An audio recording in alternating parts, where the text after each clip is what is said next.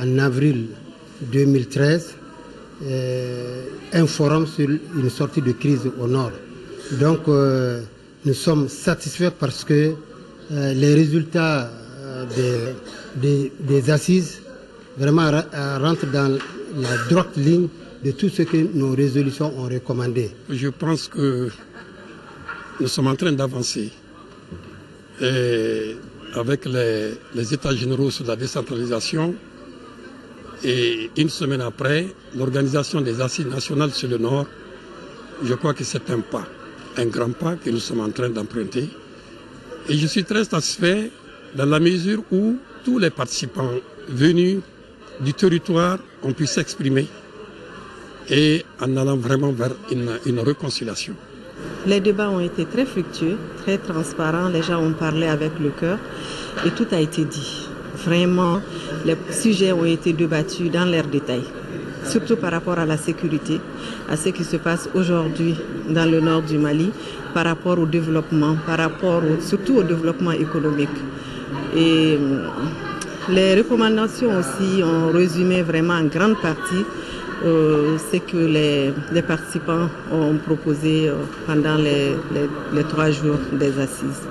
Et je pense que c'est une bonne chose.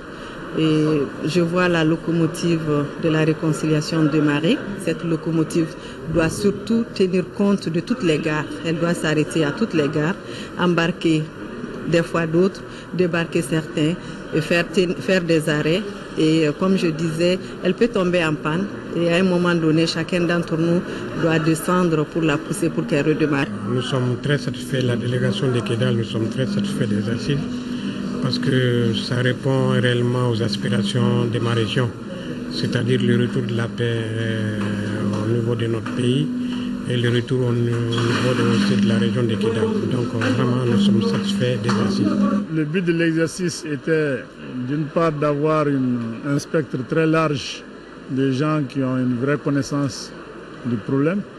Donc on a eu des représentants de l'ensemble des régions, pas simplement des régions du Nord. On a eu, et vous avez pu le voir, vraiment un mélange ethno-culturel extrêmement large.